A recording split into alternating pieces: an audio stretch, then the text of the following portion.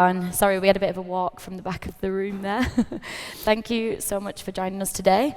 And William, Isabel, Rob, Simone, thank you for joining us in Dubai. So, since the e-commerce boom in the 2010s, the market has evolved considerably, creating lots of potential, but also making it harder to attain and retain customers. Now, after COVID as well, we've seen, after a pandemic peak, the e-commerce market has also normalized. Nonetheless, it's expected to grow 9.4% in 2024, presenting opportunity for the right players with the right strategies. We can't hear you. Can you not hear me? Oh gosh. It's okay. That's Can not you hear good. Can you hear me? Yeah, I'm really loud to me, but you guys can't. Can you hear me now? If you look at it, if I look at you, okay, Yeah. I can look at you, that's fine. Now, William, coming to you first. Esprit is a fashion brand that launched e-commerce in 2000, and it's one of Europe's largest e-commerce driven businesses. How have you adapted to the market as it's evolved? Well, you know, there's a few different iterations of e-commerce since 2000. In the beginning, it was now a lot of marketplace activity, but Esprit started quite early in its own B2C, which involved a lot of investment in infrastructure. And this kind of infrastructure is, I would say about 15 years ago, the trend was to go invest in a lot of maximum efficiency, maximum size for potential. So a lot of these companies, including Esprit, invested in very large capacity for growth. But what happens in the last 10 years is a lot of changing nature. You know, we went from Gen X to Y and Z customer, and the Gen Z customer has a very short attention span in terms of what platforms and brands they look to. And that just accelerated during the pandemic. So in the last 4 years, nimbleness is something that was needed to really succeed in e-commerce because of all of the infrastructure. So the trend now is more towards agility, scalability, which is something that old behemoths have struggled, and you might see this in the market. Yeah, absolutely. I imagine launching in 2000, you had a lot of changes that you've had to make to maybe legacy systems as well. And coming to you, Simone, so Kiko has over 1,000 stores in 65 countries. But what is the split between your online and offline business, and how do you drive online sales and loyalty? So Kiko, for the one who doesn't know, is an Italian beauty brand which distinguishes itself to provide a high-quality, innovative product and accessible price with a personalized services. And in our transformation, you see, from being a mass retailer into becoming a global premium brand, we entered in e-commerce as well. We enlarged the e-commerce concept that before was only D2C into the marketplaces. That was the major difference in the last years. Becoming a brand, we had access to marketplaces like Amazon, like Zalando, or more specialists, beauty specialists like Flaconi, or recently Look Fantastic or Namshi here in this region. Therefore, our penetration doubled, and now it's 11% on when you consider both our D2C commerce and our marketplaces. And actually entering the marketplaces, we started to learn how important is the services. That before, only having our e-commerce, we didn't benchmark ourselves versus the best in the market in terms of services, meaning a shipping time, return policies, and all the other services that the marketplaces provided that we as a D2C were not providing. So it actually not only helped us in doubling the size and penetrating better the market, conquering new clients, but also we learned a lot how to improve our D2C. And now that we are evolving into the unified commerce model that maybe later we will have the opportunity to talk about, how much we learn from the marketplaces. Wonderful, thank you. And Isabel, New House is a very different business, so you are in the world of chocolate. What does e-commerce look like for you, and how do you drive sales and loyalty? Yeah, exactly. At New House, we produce high-quality filled chocolates. And so what we need to do is really to see how can we translate that premium service we give offline into an online experience. And yeah, there are clearly some challenges. I think there is a sensory challenge where you can't smell, taste the product online. So how do you bring that, I really want to taste that praline to life. So the visual aspect is really important, pictures, videos around that. And then there is a personalization, customization, which we have been working on very hard. In a boutique, you can really curate your assortments, what you want in a box, you pick and choose. How do you do that online? So there we've worked on a lot on the personalization aspect as well. 70% of what we sell is actually gifting. How do you provide that service? So we really work with, you can online add personalized cards, different things to really bring that experience. And then our third challenge was, of course, the customer service, what you can give in a boutique. How do you bring that same service online so that people, the responsiveness is really important. People nowadays, they don't want to wait 24 hours to get a response. They want it there and then, definitely for a premium brand. And then the aftercare as well. So yeah, we've had on a bunch of challenges. Yeah, the gifting point is really interesting because it's almost getting to know customers who aren't the end customer of the actual product. Exactly. So based on the purchase behavior, we learn on, do they ship to the same address? Do they ship to them? To see a little bit, do they add gift cards or not? Is this a personal, for own use, for hosting, or is this a gift? Yeah, it really adds a dimension to the business. Absolutely. And Rob, coming to you, so Brandali focuses on discounted flash sales across not just fashion, but homeware, kids, you were mentioning earlier as well. What does driving e-commerce loyalty rather look like at Brandali? So, good afternoon, everyone. For those that don't know, I'll just tell you very briefly, Brandali is a luxury e-tailer, and we sell fantastic brands at very good prices, normally the best in the market. So on any given day, we may have Gucci, but at 20% off, or Dyson at 25% off. So that's our business model, and we don't have any physical stores. So for us, it's all about the brands that we sell and having the best product at very, very good prices. And we find that the best way of getting customers to come back to us regularly is to always offer the best product, whether that's in accessories or ready to wear or kids wear or homeware. And we're very focused on the right product and then personalizing the customer experience when they come onto the site. And because we're behind a membership wall, we know everything about our members and customers. So we see exactly where they go on the site, and therefore we can track them and offer them hopefully the right products that will make them purchase. And if they've had a good experience, we can then entice them back with other sort of similar complementary brands. Yeah, we'll definitely come more into personalisation because it's such an interesting topic in this space. Now, Simone, coming back to you, because I think beauty e-commerce is particularly interesting because during the pandemic, obviously, everybody was forced to replenish their skincare, their makeup, online rather, whereas predominantly people were doing it offline, you would say before. How did you sort of adapt Kiko, and how did you maintain that e-commerce boom after the pandemic when stores reopened? As you said, Lucy, we started to develop our online business during the pandemic. Because before, Kiko was mainly a physical D2C retailer. Now we have 1,100 stores in 66 countries. At that time, we had like 850. And then, thanks to, due to the pandemic period, we started to develop e-commerce. When the restrictions were lifted, we found that we had already established the e-commerce, but we could reopen our stores.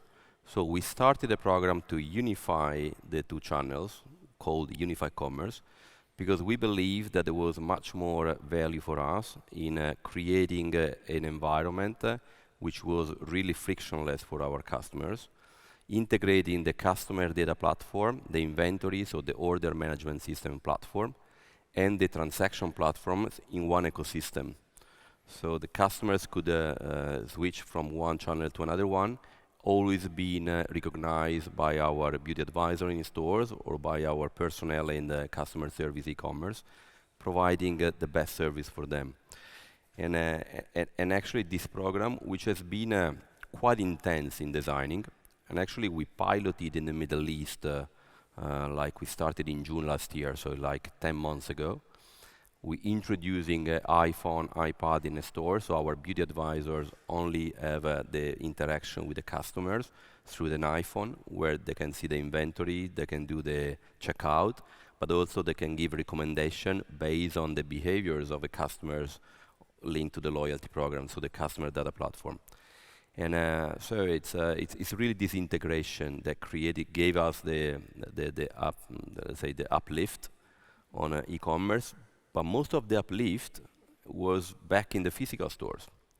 Because maybe we discovered that many of our customers started to discover our collection or our new innovation, our icons through online, but then giving our physical distribution, which is quite penetrated in certain market, they finalized the transaction, or they wanted to discover more going to the store. This has been a little bit the secret of how we took advantage of let's say the combination of the two channels. Yeah, it's interesting you say that about consumers maybe combining these online and offline, because we just actually published a report about Gen Z consumers, and it was saying that, you know, maybe they'll see their favorite influencer online using a product. They'll then maybe search it on TikTok or YouTube. They'll then go on the e-commerce and check the ingredients, check the pricing. Then maybe they might even still go and buy it in store. It's more of a sort of cycle now, rather than just they're influenced to buy and they click buy, or they see something in a store and they buy it. There's a whole ecosystem of research that goes on. Definitely. And William, coming back to you at Esprit, how do you keep consumers coming back and work with things like personalization to do so? Well, the number one thing that draws the customer to your site or to your company is the brand. And brand is something that takes a lot of time and investment in terms of, like we just mentioned earlier, influencers or community involvement, depending on the type of brand you have. But once you have that traffic, retaining it is another thing, because winning back a lost customer is more expensive than winning a new customer. So you have to spend as much time and effort on that customer as before, which comes down to customer loyalty, engagement, customer service, and all of the things that are in the background that you don't really see on a website. So I would say the website look is basically 5–10% of what would make this work. And the rest of it is smooth deliveries, smooth follow-up, returns if there are any returns, and also the storytelling. So the storytelling of what exactly the customer is buying. You have the description, the copy on your website. You have that matching the brand. It's one cohesive look. And if you're lucky, you can really invest in a very robust loyalty program. A lot of award-winning loyalty programs are out there, not just points given for spending, but really activation-based, connecting to, for example, special influencer events, shopping events, or limited drops. That's really what will help the younger customer continue to come back. But you can't forget the loyal customers who come back because the brand is cohesive and always consistent. So that's also important, the product side. You mentioned that it's more expensive to get back a consumer. What does that mean? So once you bring in the consumer, you spend a certain amount of money. You can measure that by cost per click or cost per conversion. So let's say you spend some money to bring a customer in. You can basically calculate how much you've spent on that customer acquisition per customer on an average basis.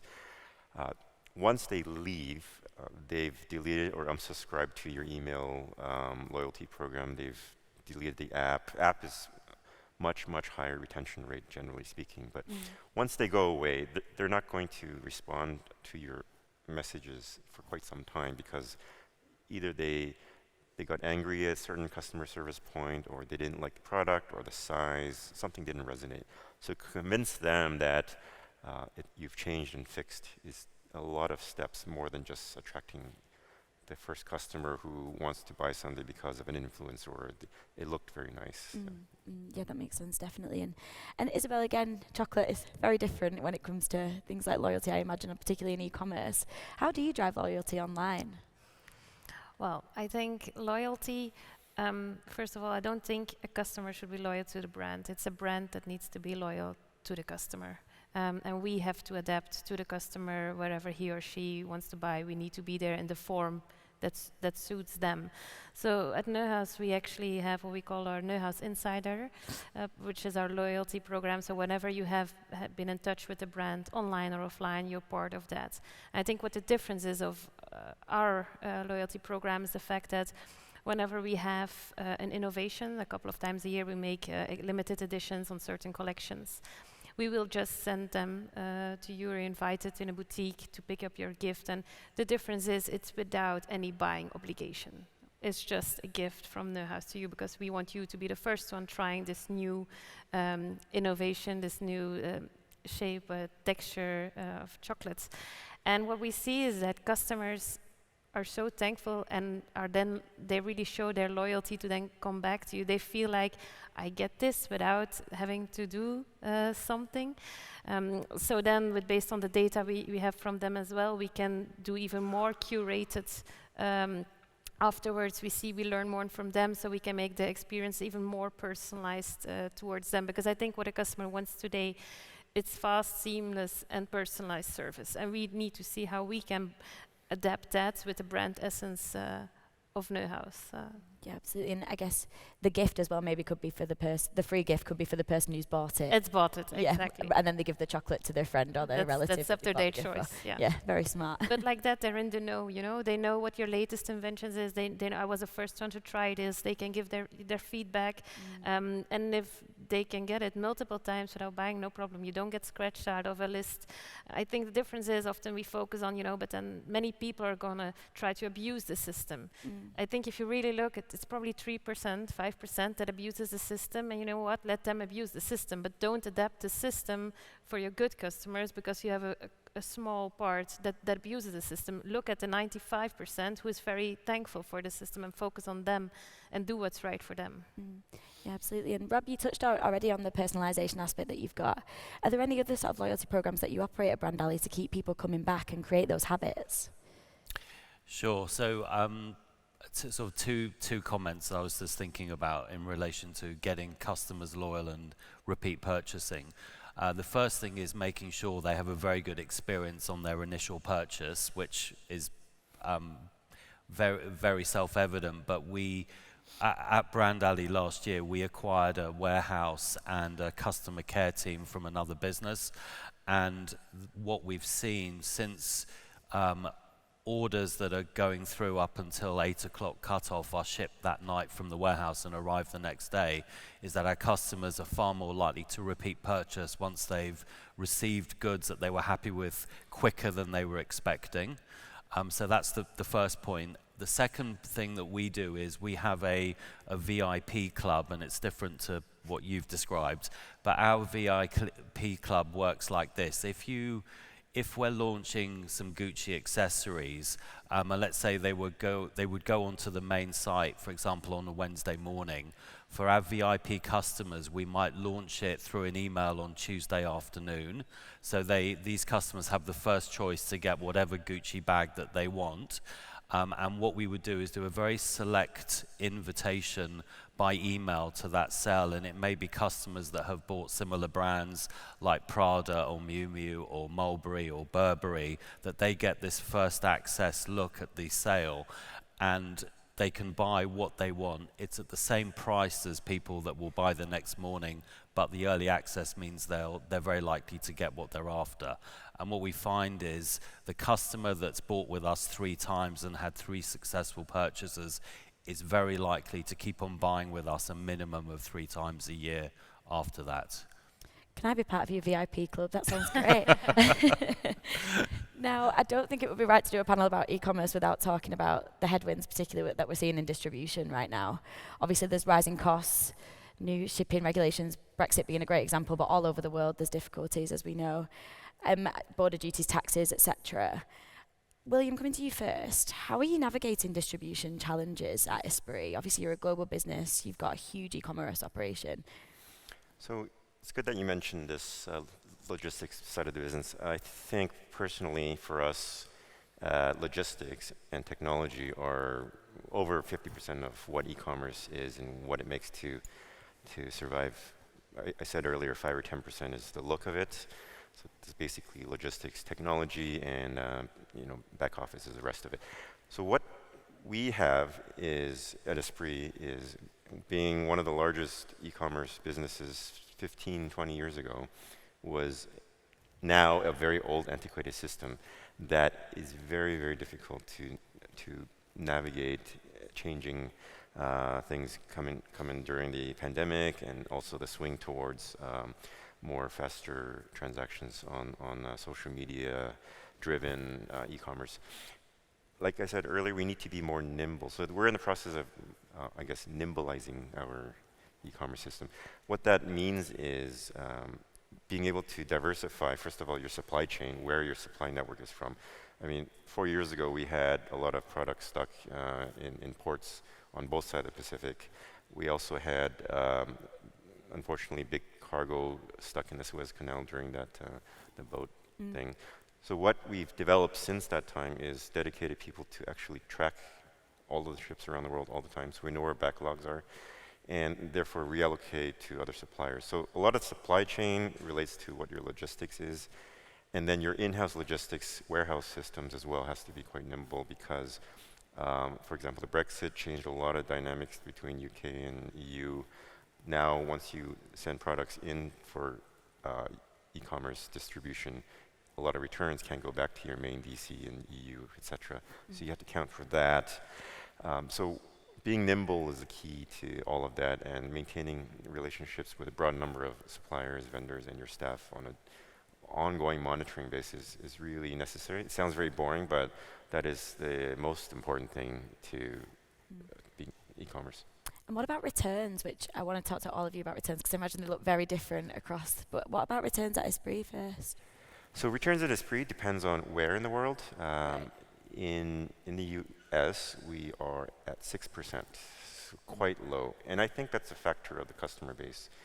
Culture-wise, I think the average is in the teens or in the double digits. But for Esprit, it's kind of a heritage brand that people are coming to make a purchase, so it's very low return rate. In Central Europe, our return rates are exceeding 60%. Wow. I think that's kind of the norm, but that's culturally driven in that part of the world because before the internet, e-commerce was mail catalog deliveries, and by nature of that, 40, 50 years ago, customers were given all sizes, and they were allowed to return the ones they don't want. By nature of that, you end up with 60, 70% returns. So that's a big issue that a lot of people are dealing with. You try to reduce the return rates by having better fit, better education about the environment you're affecting, things like that, pamphlet descriptions, or even education of your partners as well. So it's a struggle, but I think it's region specific. Yeah, absolutely. And Simone, coming to you, I mean, beauty returns, I imagine, look a little bit different. But how do you manage distribution challenges first and then coming on to what the returns look like at Kiko and how you're handling those? So when we started to have an increase in traffic, both online and in our stores, and at the same time with the unified commerce, we started to have more data of our clients. We felt the need to evolve our loyalty program. And then, and I think I've heard a lot of great stories about how the loyalty program can increase the KPIs and customer services and customers, let's say, bonding with the brand. Then we evolved from an earn and burn methodology in which the customer were accumulated points and then they were offered discounts. We wanted to evolve in more an experiential program in which now with the Kiko Me, which actually has been launched first in the Middle East and now in France, so you can experience the Kiko Me program here in our 25 stores we have in the UE, and which is based on like the airlines. We were inspired by the airlines. So we divided in 3, let's say, clusters. We call the stylish, the artistry, and the creative, based on how much they spend, but also based on their behavior. And we started to offer services differentiated both for the 3 clusters. More than discount, we eliminated the discount, and we focus more on personalized services, experiences. There could be free shipping, there could be a masterclass, free masterclass when you are in stores, or a virtual try-on masterclass online. Ultimately as well, if you are belonging to the creative clusters, you are invited in our in a fashion show in Milan, because we are the makeup brand of many fashion show in Milan. So we invite customers to be on a front row, and also on the back where you make up the models, which we found out that the experience, even in our pricing segment, that we are not Gucci, we are not the pricing, luxury pricing, we are more on a premium price. Even at this segment, the experience is becoming more important than the discount. That's why we went in this mechanism. The results, the early evidences here in the Middle East actually are phenomenal. Considering that our loyalty customers, we have a, give or take, I give you some numbers just to give you a little bit of a juice. We have a 50 million transaction in a year in our overall stores, in 1,100 stores, out of which 15 million, we have 15 million people in our loyalty base, but really active customers who buy every year are 6.8, let's say 7 million. The 7 million represent 45% of our overall sales, so they are very important for us. Then they used to buy 2.2, they used to come 2.2 times a year in our stores. We launched in September the new customer, let's say, data platform and loyalty program here in the Middle East. And we experienced that in the first 5 months, they came already 1.6. So meaning that if you project until the end of the year, we'll be more in the region of 3 rather than 2.1, which is a 50% increase in frequencies. But it's not only about the frequency, it's more about how much we know more about them by accumulating this data, and we can delight them much better by understanding their individual, let's say, styles, proposing looks that we know they are going to like, or proposing experiences that we know they are going to like, rather than a one fitting all. Evolving in a way, the way we talk with them in a much more personalized, developing this personalized use case platform in which we create a more individual journey. Now, we are in a very early stage of this last part, which is will be the next chapter for us to really go ahead with a personalized use case in which you depend less on the way you attract traffic through performance marketing budget, which is probably is going to be very, very high, and trusting much more on the way we can engage our loyalty customer base with our own conversation. We have the luxury to be a D2C brand. Right. Therefore, we have a customer base. We have a wholesale business, but it's limited. Most of the time, we sell to people we know. Therefore, it's easier for us to shift the budget from a performance marketing towards a loyalty program because we already have a conversation with them. Okay. It's interesting in the beauty game as well, because I feel like consumers are particularly fickle in beauty. There's always a new trend, a new brand, a new, you see things popping up on TikTok all the time. So it's fascinating to hear those numbers that you've got this really loyal consumer base. Thank you. And now, Rob, coming back to you and thinking about these headwinds around distribution, you operate in the UK and France. How are you dealing with things like rising costs, rising regulations, etc.? So in the UK in particular, in the last 12 months, the cost of labour has gone up massively. And I think this year again, the minimum wage has risen by about 10%. So what it actually means that you can't get round the fact that the labour costs are higher. So you have to deliver better for your customers, and you also have to try and automate more. And so in our warehouse, which we have 125 people in the warehouse, but we have 2 packing machines which do all the boxes, and we have all these modular storage facilities. And the idea behind this is that you do use less labour. So that's how we're trying to get round it. Yeah, that makes sense, absolutely. And Isabel, thinking about your distribution, obviously chocolate has to be kept at the right temperature, which I imagine adds another challenge. But how are you coping with some of these headwinds that brands are facing in e-commerce shipping? Yeah, indeed. Well, we definitely have a couple of different challenges. I think first, you asked the question about returns as well. Because of the nature of our products, we can't accept any returns. So for us, really, all the attention goes in, what do you need to do in order you would even never have the question to have a return? And so then it's a high quality premium product, so how do you need to package it? And that often comes with a cost.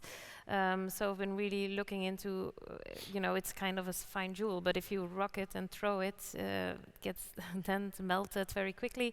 So we've been working really hard on an eco-thermal packaging for summertime, where we say, okay, as well, we can only ship this overnight in certain regions because of the temperature constraint.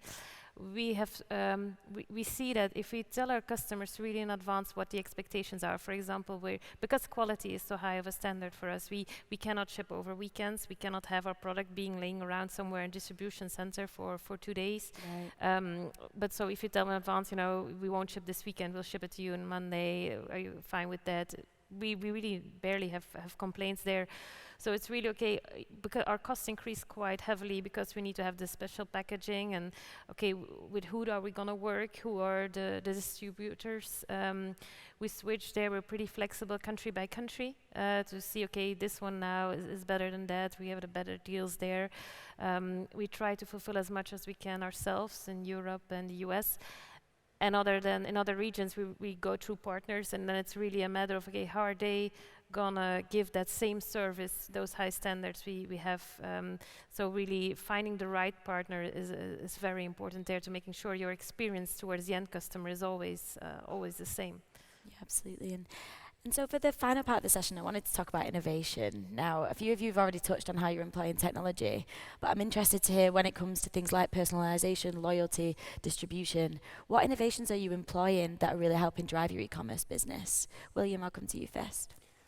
I would say it depends on who you're trying to target. So the younger customers, we're trying to use gamification of the loyalty program, activation-based, access to drops, as I mentioned, or additional points. Status points is different than spending points. Those kind of things attract a lot of customers and keep them coming over and over.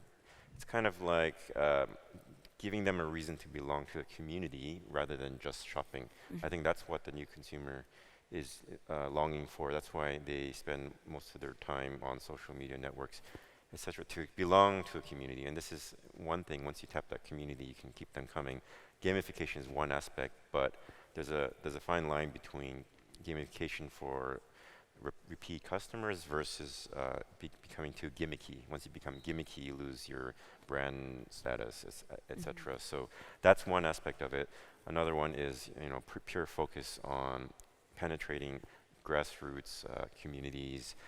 Not just through social media, through community events in physical stores, if possible, if you have physical stores, or through partner networks as well. So it's, for us, at least, it's all about community, as we were originally one of the first lifestyle brands in the world. So tapping back into that is something that we are developing currently for the new Esprit. Yeah, I saw some data the other day that said TikTok users spend an average of 3.5 hours across social media per day. So their primary platform might be TikTok, but they're across all platforms, so 3.5 hours a day. Another example, I think it's Twitch, the video game one. Yeah. I saw that some regions are 6 hours a day on this, and so accessing that network is something else as well. Yeah. We could talk about gaming for another session, couldn't we? Simone, coming to you. I mean, how do you employ innovation at Kiko? Maybe thinking about personalization, recommendation. I know you touched on a little bit of this already, but are you working with AI, for example? What technology are you watching? When coming to the personalization, as I said before, we are on an early stage in designing an individual journey for individual customers. But I think that going back to what the manager from TikTok shared this morning, which is, I found very incredible how the social commerce and the live streaming social commerce is expanding, or they have the intentionality to expand as well in this part of the world. We know that in China it's already well developed, and we actually 40% of our business in China is through live streaming event. And then how to combine the personalization with engaging our social community, and then let's say leveraging their communities and their followers to have them being entrepreneurial or their own business. That will be something that we haven't discovered yet the way through. But listening this morning to the manager from TikTok, I don't remember the name of the person. I think this is the next level for us in Europe, in the Middle East, and in the US, where we are, let's say, mostly developed. Yeah, TikTok Shop's going to be huge for beauty. Yeah, because it's not taking place at the moment. The live streaming shopping, at least in beauty, it's not representative in Europe, in the Middle East, and in North America, and in Americas in general. It's very limited. Yeah, definitely. Then I'm very curious to understand, and then will be linked to our individual journey that most of our customers are also creators. One of the elements of our success in the last years has been to shift from let's say treating our communities, our followers, in engaging them to become creators, and then creating content on TikTok, on Instagram, on all the social, and then leveraging their creativity to spread the message to a larger community, leveraging our strength with 14 million people across the different platforms. But then building on what I heard this morning, I think there is a next level of engaging the creators, which are customers and creators at the same time. So it could be a customer and could be an ambassador of your brand, and at the same time maybe starting their own shopping commerce through the social commerce. That will be the next challenge for the beauty brand, I believe, and for us as well. Yeah, absolutely. Wonderful, thank you. Well, I'm afraid that is all that we've got time for today, but thank you so much to all of you for joining me. It's been a fascinating conversation, and thank you for watching. Thank you. Thank you. Thank you. Thank you.